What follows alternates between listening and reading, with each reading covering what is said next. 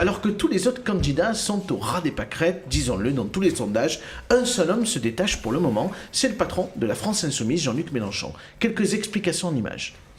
Le vote utile, même François Hollande, l'ancien président de la République, l'a évoqué récemment sur les ondes de France Inter. En réponse à une interpellation d'un auditeur, et pour contrer probablement son ex-ministre Ségolène Royal, qui avait estimé en février qu'au vu de la dynamique du candidat LFI, il était évident que le vote utile à gauche, c'était le vote Mélenchon. François Hollande fait part de son scepticisme. Et pourtant, face à la réalité des derniers sondages qui placent Jean-Luc Mélenchon comme le troisième probable homme de cette présidentielle, et pourquoi pas au second tour, la question se pose. D'autant que les maigres intentions de vote en faveur de Yannick Jadot, ou encore d'Anne Hidalgo et Fabien Roussel, poussent probablement le peuple de gauche à voter pour celui qui est aujourd'hui le mieux placé. Orphelins de propositions pertinentes et audibles, les Français qui portent le cœur au flanc gauche veulent peut-être ne pas s'embarrasser des détails. Mais comme le questionne régulièrement Manuel Valls, toutes les sensibilités de gauche sont-elles réconciliables? On en parle ce soir dans Bonsoir le Gard. Bon, je propose de démarrer ce débat avec Hugo, forcément, parce que Hugo, votre candidat, c'est pas Jean-Luc Mélenchon, c'est Fabien Roussel, on l'a dit il y a quelques instants. Est-ce que vous y pensez à ce vote utile? Est-ce qu'il pourrait arriver pour cette présidentielle au sort du premier tour? La logique d'un vote utile, c'est de permettre à un candidat de gagner au second tour. Or, si on suit les sondages qui nous poussent à voter à Jean-Luc Mélenchon pour qu'il soit au second tour, on voit qu'il perdrait face à n'importe quel autre candidat au second tour. Donc on voit la défaite idéologique de la gauche et on voit qu'il y a des vraies questions qui sont posées à la gauche. Tour, il y a l'extrême droite? Non, mais je crois qu'aujourd'hui, la question, c'est comment on reconstruit la gauche sur un contenu en lien avec les classes populaires. Et c'est ça qui est important. Moi, j'ai rien contre Jean-Luc Mélenchon. Je souhaite qu'il fasse le plus haut score possible, tout comme Fabien Roussel. Et je crois qu'aujourd'hui, il y a des candidats qui sont complémentaires et qui peuvent aller parler à des publics différents à gauche et rebâtir sur le fond quelque chose. D'accord. Vous, en tout cas, aujourd'hui, vous ne pensez pas qu'il peut y avoir un phénomène de vote utile dès le premier tour du peuple de gauche pour Jean-Luc Mélenchon? Il y a toujours des phénomènes de vote utile, mais quand quelqu'un va voter, c'est le fruit de plusieurs réflexions. Et je pense que Jean-Luc Mélenchon est aussi quelqu'un d'extrêmement clivant, qui peut poser aussi d'autres questionnements aux électeurs. Et tout ne se résume pas au vote. Je pense que la question qui est posée à la gauche, elle va au-delà de cette élection-là. Et ce qui doit se cristalliser dans l'urne le 10 avril, c'est quel sillon on veut que la gauche prenne pour les prochaines années. Corentin, quel est votre avis sur la question? On ne sait pas si vous votez à gauche ou à droite, mais en tout cas, ce qui nous intéresse ce soir, c'est ce phénomène autour de Jean-Luc Mélenchon. Clairement, il y a quelques semaines, on n'aurait pas imaginé que Jean-Luc Mélenchon pourrait être le troisième homme de cette présidentielle. Et le dernier sondage de cette semaine semble montrer qu'il passe devant, aujourd'hui, Éric Zemmour, devant Valérie Pécresse, et qu'il est réellement en position, pourquoi pas, de représenter la gauche lors de cette élection. Alors moi je pense qu'on est quand même dans une élection présidentielle où on fait face à des candidats qui se font un peu un concours du vide. Du concours du vide, on n'est quand même pas sur des débats intellectuels très marqués, on est sur des attaques de personnes en permanence. Moi je trouve que le débat vole pas très haut. J'ai du mal avec le vote utile.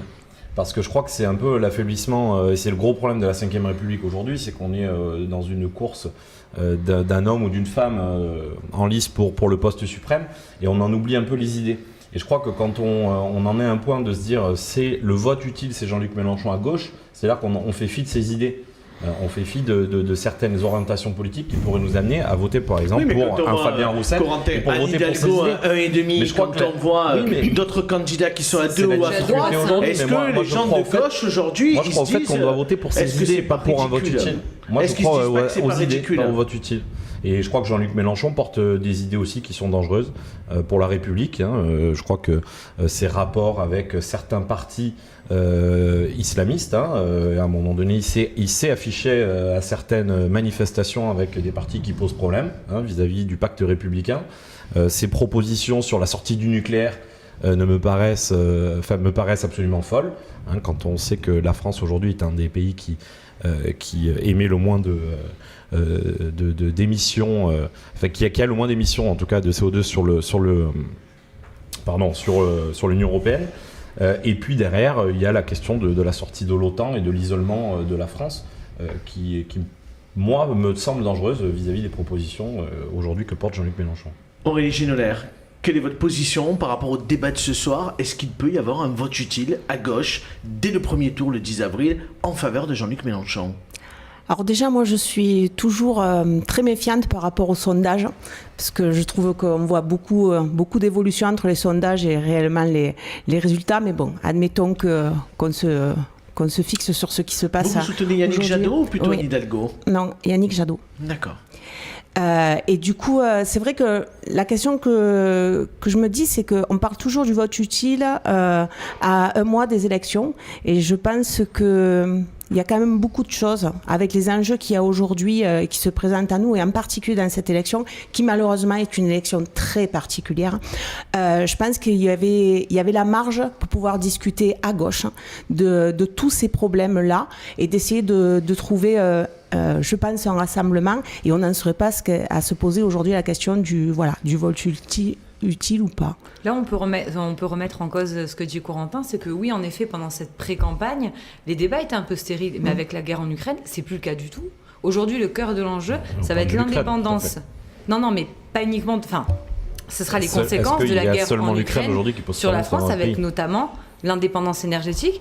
Et pour le coup, on voit, alors la semaine prochaine, Emmanuel Macron devrait présenter son plan de résilience pour essayer d'atténuer, d'augmenter le pouvoir d'achat des Français. Mais là, pas du tout. On entre vraiment dans le vrai débat présidentiel. Et juste pour revenir à Jean-Luc Mélenchon, en 2017, ça avait été déjà le cas. Il avait bénéficié des voix notamment de Benoît Hamon, des socialistes qui avaient voté Jean-Luc Mélenchon pour essayer de faire gagner la gauche. Le problème de Jean-Luc Mélenchon aujourd'hui, il a beaucoup travaillé sur sa stratégie. C'est sa 3e campagne présidentielle. Mais le problème de Jean-Luc Mélenchon aujourd'hui, c'est qu'il a peu de réserve de voix. Il va falloir aller chercher les abstentionnistes, et ça va être compliqué. Hugo, est-ce que vous partagez l'analyse de Coralie? Oui, moi, je suis d'accord. Je pense que en 2017, Jean-Luc Mélenchon avait un boulevard pour rassembler et il a gâché beaucoup de choses. On l'a vu à Nîmes aussi avec les expériences locales de la France Insoumise qui n'ont pas été concluantes, et ça a été le cas dans de nombreux endroits localement.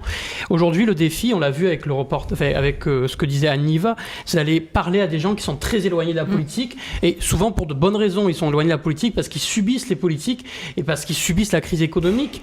Et il faut aller conquérir ces électeurs-là, il faut aller les convaincre, échanger, discuter.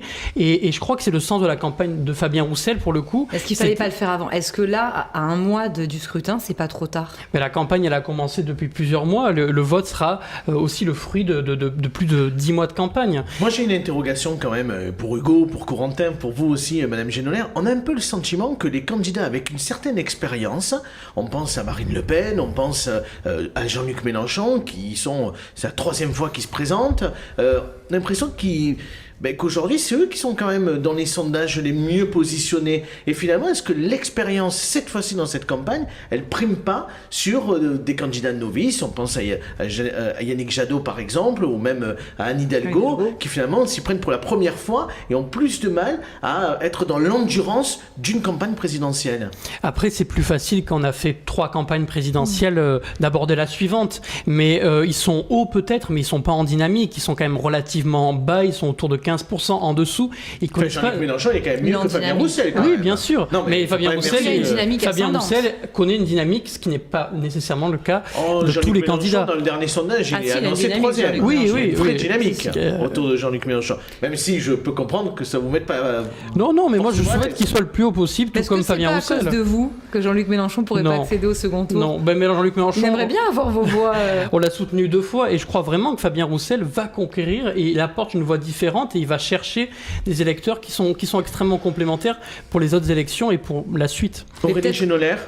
Pardon, Coralie. Ouais. Aurélie Genolaire. Par rapport à cette question-là, je crois qu'aujourd'hui, en fait, les citoyens, ils ont envie de stabilité. On vit quand même depuis 2 années un contexte très mouvementé, et aujourd'hui, j'ai l'impression, justement, ça se ressent dans ces sondages-là, qu'aujourd'hui, ils cherchent cette stabilité et peut-être aussi une image d'homme d'État, que c'est vrai qu'on soit d'un côté ou de l'autre.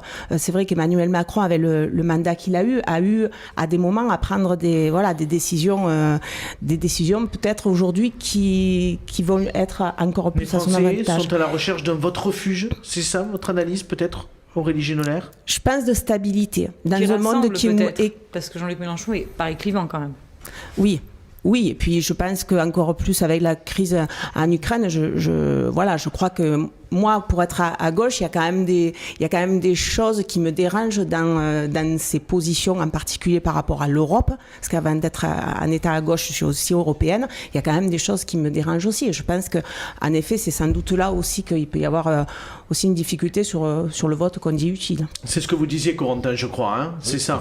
Ouais, non, mais je pense que aujourd'hui, la grande interrogation vis-à-vis de ces candidats, qui sont pour ma part, à part Emmanuel Macron, qui apparaît quand même comme le moins clivant des principaux candidats, on trouve chez Marine Le Pen, chez Éric Zemmour, chez Jean-Luc Mélenchon, un fort taux de clivage. Hein, c'est des candidats extrêmement clivants, et c'est ce qui, pour moi, peut les empêcher, à un moment donné, d'accéder à ce second tour, voire même tout simplement d'accéder à la fonction suprême. Et en même temps, j'avais à dire, leur côté clivant, en même temps, leur permet d'être peut-être plus haut en sondage, de se différencier peut-être d'Emmanuel Macron, à la différence d'une Valérie Pécresse, ou peut-être à la différence d'autres candidats. Il y aura un plafond de verre à un moment donné qui n'arriveront pas, à mon avis, à Coralie, faire tomber. Mais, ton dernier mot. Du coup, Hugo, est-ce que finalement Jean-Luc Mélenchon n'a pas une bonne stratégie en faisant des débats avec Éric Zemmour? Est-ce que ça lui a pas porté quand même, ça lui a pas porté dynamique, hein, ces débats, ça n'a pas forcément été un gros succès quand même, hein. Je sais pas si vous avez vu les débats, mais c'était pas d'un très très haut niveau. Nous, on n'est pas du tout d'accord avec Jean-Luc Mélenchon là-dessus. Par rapport à l'extrême droite, on pense qu'il ne faut pas jouer à ce genre de choses. Nous, on pense que Éric Zemmour ne devait pas être candidat à l'élection présidentielle. On pense qu'il ne devait pas avoir ses parrainages, et il en a eu beaucoup, je trouve, et un peu trop, et ça pose de vrais problèmes. Et aujourd'hui, il est candidat, on doit le combattre, mais Éric Zemmour est hors du spectre républicain, tout comme Marine Le Pen.